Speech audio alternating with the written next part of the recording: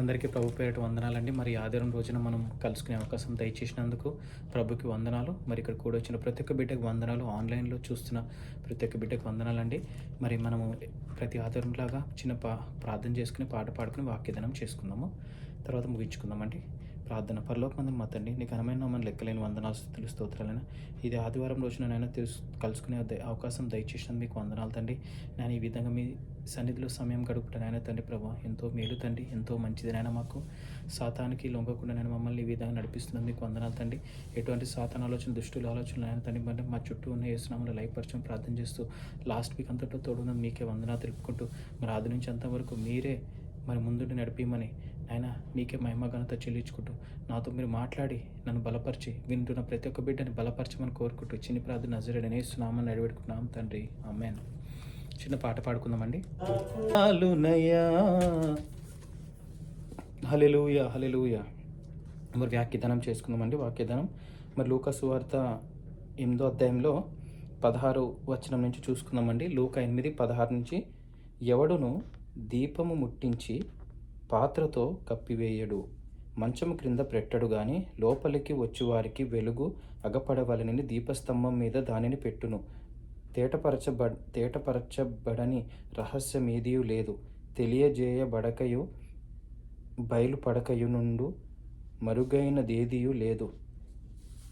కలిగిన వానికి ఇయ్యబడును, లేని వాని యొద్ద నుండి తనకు కలిగినది అనుకున్నది కూడా తీసివేయబడును. గనుక మీరెలాగూ వినుచున్నారో చూచుకొనుడని చెప్పెను. ఆమేన్. మరి లూకా సువార్త 8వ అధ్యాయము 16 నుంచి 18, 16, 17, 18 ఈ 3 వచనాలు చూసుకుందామండి. ఈ వారము లూకా సువార్త 8వ అధ్యాయం 16, 17, 18.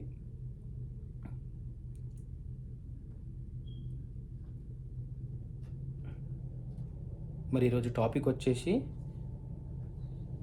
Light of the world. Topic వచ్చేసి లైట్ ఆఫ్ ద వరల్డ్ అంటే మనం ఈ లోకానికి వెలుగై ఉన్నాము. How to be the light of the world. మరి 16 వచనం నుంచి చూద్దామండి. లూకా 8, 16, 17, 18. ఎవడును దీపము ముట్టించి పాత్రతో కప్పివేయడు, మంచం క్రింద పెట్టడు గాని లోపలికి వచ్చు వారికి వెలుగు అగపడవలనని దీపస్తంభం మీద దానిని పెట్టును. తేటపరచబడిన రహస్యం ఏదియూ లేదు, తెలియజేయబడకయు బయలుపడకయు నుండు మరుగైనదేదియూ లేదు. కలిగిన వానికి ఇయ్యబడును, లేని వాని వద్ద నుండి తనకు కలిగినది అనుకొనున్నది కూడా తీసివేయబడును. గనుక మీరెలాగూ వినుచున్నారో చూచుకొనుడని చెప్పెను. ఆమేన్. సో ఈ వచనాలు చూసుకున్నట్లయితే, ఎవడును దీపము ముట్టించి పాత్రతో కప్పివేయుడు అంటే మనము ఎప్పుడైనా మన ఇల్లు ఒక్కొక్కసారి కరెంటు పోతుంది, మనకు తెలిసిపోయినప్పుడు మనం ఏం చేస్తామంటే ఆ దీపం వెలిగించి ఆ పాత్రలో అంటే దీప బుడ్డీలు ఉండే ఒకప్పుడు. సో ఆ పాత్ర దీపం వెలిగించి ఎవరు కూడా కప్పివేయడు అంటే ఒక బట్ట కప్పడు. ఎందుకంటే ఇల్లంతా చీకటి అయిపోయింది, వెలుగునియ్యాలి. అదేవిధంగా ఒక అది తీసుకొచ్చి మంచం కిందో ఎక్కడో బల్ల కిందో పెట్టరు, అది ఒక టేబుల్ మీద పెడతారు. ఎందుకంటే ఇల్లంతా కూడా వెలుగై ఉంటుంది అని చెప్తూ ఉంటారు. అరే క్యాండిల్ తీసుకెళ్ళి అక్కడ పెట్టండి, క్యాండిల్ ఆ టేబుల్ మీద పెట్టు, లేదంటే ఈ దీపం అక్కడ ఆ టేబుల్ మీద పెట్టి అక్కడ పెట్టండి అని ఎందుకు చెప్తారంటే అది వెలుగు అవ్వాలి, ఇంటికి అందరికి కూడా వెలుగు దయచేయాలని. కాబట్టి ఎవడు కూడా దీపము ముట్టించి పాత్రతో కప్పివేయడు అంటే పాత్ర తీసుకుని ఎవరు కూడా కప్పరు, అది అందరికీ వెలుగునివ్వాలని చెప్పి. అదేవిధంగా మంచం క్రింద పెట్టడు కానీ లోపలికి వచ్చేవానికి వెలుగు అగపడవలని దీపస్తంభం మీద పెట్టును. అంటే మనం కూడా లైట్ ఆఫ్ ద వరల్డ్ ఉండాలంటే మన జీవితాల నుంచి ఇంకో మనిషి అరే వీళ్ళ జీవితం ఎంత బాగుందో, వీళ్ళు ఒక వెలుగై ఉన్నారు ఈ లోకానికి, అంటే వీళ్ళు ఇంత మంచిగా జీవిస్తున్నారు కాబట్టి దేవుడు వీళ్ళ పక్షాన ఉన్నాడు, వీళ్ళకి మంచి దీవెనలు మంచి బ్లెస్సింగ్స్ ఇస్తున్నాడు, వీళ్ళ నడవడిక, వీళ్ళ మాట తీరు, వీళ్ళ బట్టలు, వీళ్ళ ప్రవర్తన అన్నీ కూడా మరి మనం మనుషుల్లో మనం సంచరించుచుండగా మనల్ని గమనిస్తారండి. మనం ఎలాంటి బట్టలు వేసుకున్నాము, ఎలా మాట్లాడుతున్నాము, ఎలా నవ్వుతున్నాము, లేదంటే వెకిలి నవ్వులు నవ్వుతున్నామా, లేదంటే కించపరిచే మాటలు మాట్లాడుతున్నామా, ఎవరైనా బాధ పెడుతున్నామా, లేదంటే మనము వాళ్ళ ముందు మాట్లాడిపోయినా వాళ్ళ వెనకాలైనా ఎలాంటి మాటలు మాట్లాడుతున్నాం ఏంటి అన్నీ కూడా మరి దేవుడు చూస్తున్నాడండి. మనం దీపం ఎలా అయితే ఇంటికి వెలుగునిస్తుందో మనం కూడా మన ఇంట్లో వెలుగై ఉండాలి. మన ప్రవర్తన చాలా ఇంపార్టెంట్. అలాంటి మంచి ప్రవర్తన కలిగి జీవించాలని మనం దేవుడి దగ్గర ప్రార్థించుకోవాలి, మంచి ఈవులు కోరుకోవాలి, అడగాలి. ఎందుకంటే ప్రతి ఒక్కరు కూడా పాపం చేసిన వాళ్ళే. దేవుడు వాక్యం సెలవిస్తుంది, ప్రతి ఒక్కరు కూడా పాపం చేసిన వాళ్ళే, కానీ దేవుని కృపను పొందలేకపోతున్నారు. ఆ దేవుని కృపను పొందాలంటే మనం ప్రార్థించుకోవాలండి. ప్రార్థించి దేవుడి దగ్గర అడగాలి. ప్రభు నాయన నేను చేసిన తప్పుల్ని నన్ను క్షమించండి. నన్ను మీ సాక్షిగా వాడుకోండి. నేను మీ మీ సన్నిధికి మీ మీ మీ మీ మీ సేవకై మేము వెలుగు అయి ఉంటాము. మీ సేవలో మమ్మల్ని వాడబడుకోండి అని మనం దేవుడి దగ్గర బ్రతిమాలుకోవాలి. అలా మనం దేవుని సన్నిధికి దేవుడి పరిచర్యలో మనము ముందుకెళ్ళాలంటే మనం వెలుగై ఉండాలి. మన ఇంట్లో కాబట్టి పరిచర్యలో కాకపోతే బయటకెళ్ళినా మన ఆఫీస్‌లో అయినా ఎక్కడికెళ్ళినా గానీ మనం ఒక వెలుగై ఉండాలి. అంతే తప్ప అక్కడికెళ్ళి వాళ్ళలాగా మనం బ్యాడ్ అలవాట్లు నేర్చుకుని వాళ్ళతో మనం మింగిల్ అయిపోయి వాళ్ళలాగా మనం బ్యాడ్ అవ్వద్దు. మనల్ని చూసి వాళ్ళు మారగలిగితే మారాలి. లేదంటే మన మంచితనం మన దగ్గర ఉంచుకోవాలి అని వాక్యం సెలవిస్తుంది. అదేవిధంగా హ్మ్. తేటపరచబడని రహస్యం ఏదియూ లేదు.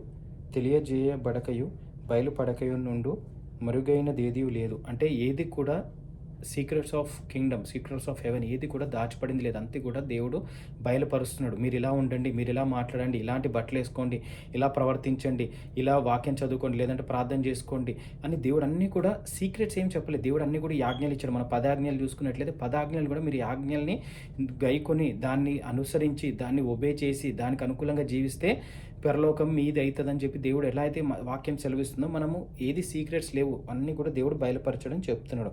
అదేవిధంగా తనకు కలిగినది లేని వాని వద్ద నుండి తనకు కలిగినది అనుకుని వానిది కూడా తీసివేయబడును, కలిగిన వానికి ఇవ్వబడును. అంటే కలిగిన వానికి ఎవరికైతే దేవుడు ఆజ్ఞలు విని దానికి అనుకూలంగా అనుసరించి ముందుకెళ్తాడో అని మంచి నడవికడ ఉంటాడో దేవుడు కలిగిన వానికి ఉన్న వానికి దేవుడు ఇస్తాడంట మంచిగా. ఇంకా ఉన్నవాడి దగ్గర నుంచి తీసేసి మరి దేవుడు లేనివాడి ఇట్లా కలిగిన వానికి ఇస్తానని కూడా వాక్యం సెలవిస్తుంది. సో మన జీవితాల్లో ఎన్నో ఒడిదొడుకులు వస్తాయండి. మరి ఈ వారం అంతట్లో కూడా మనం లూకా 8, 16, 17, 18 ఈ 3 వచనాలు ధ్యానించుకుంటూ ముందుగా ఎవడును దీపస్తంభం ముట్టించి అంటే దీపం ముట్టించి మరి బట్ట కప్పడు, లేదంటే మంచం కిందో కొంచెం కిందో పెట్టడు. అది దీపస్తంభం మీద పెట్టడం వల్ల ఇంటికి వెలుగిస్తుంది కాబట్టి సో ఆ విధంగా మనము వెలుగైందాము, ఈ లోకానికి మనం వెలుగైందామండి. సో దట్ మన ప్రవర్తన మన బిహేవియర్ అన్నీ కూడా మనం వేసే ప్రతి అడుగు కూడా ఎవరిని బాధ పెట్టి ఇబ్బంది పెట్టి లేదంటే మన వల్ల దేవుడికి మరి బ్యాడ్ నేమ్ వస్తుందని మనం అనుకుని మనం ముందుకెళ్ళాలండి. ఎందుకంటే బయట సాతాను ఎవరిని మృంగుదామా అని తిరుగుతుంది, ఎవరిని మరి డిస్టర్బ్ చేద్దామని తిరుగుతుంది. ప్రతి క్షణం కూడా మనం దేవుళ్ళో ఉండి ప్రార్థన చేసుకుని ముందుకెళ్తే దేవుడే మనకి విజయాన్ని దయచేస్తాడని నమ్ముతూ మరి ఈ వాక్యాన్ని వారమంతట్లో ధ్యానించుకుని ముందుకెళ్దామని ఈ చిన్ని వాక్యం దేవుడు దీవించును గాక. ఆమేన్. ప్రార్థన చేసుకున్నాం. పరలోకమందున మా తండ్రి నీకు ఘనమైన నామమున లెక్కలేని వందనాలు స్తుతులు స్తోత్రాలైన మరి లూకా సువార్త 8వ అధ్యాయం 16, 17, 18 3 వచనాలు చూసుకున్నాం తండ్రి. నాయన ఈ లోకానికి వెలుగై ఉండాలని చెప్పినట్టు నాయన మరి దీపం వెలిగించి దీపస్తంభం మీద పెడతాం తండ్రి ప్రభా. అదేవిధంగా మాకు మంచి ప్రవర్తన దయచేయండి, మంచి ఈవులు దయచేయండి, మంచి ఆలోచనలు దయచేయండి. మీ కృప మా మీద ఉంచి ఈ వారం అంతట్లో ఈ కొత్త వారం అంతట్లో కూడా మీరే తోడుండి సహాయం దయచేయండి అని ప్రభా.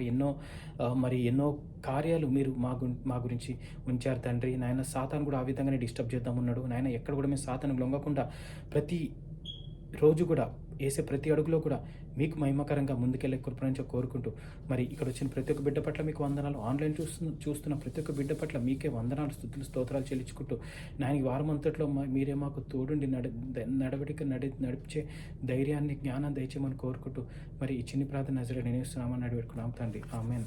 అందరికీ ప్రభు పేరట shalom. Have a great day. Thank you.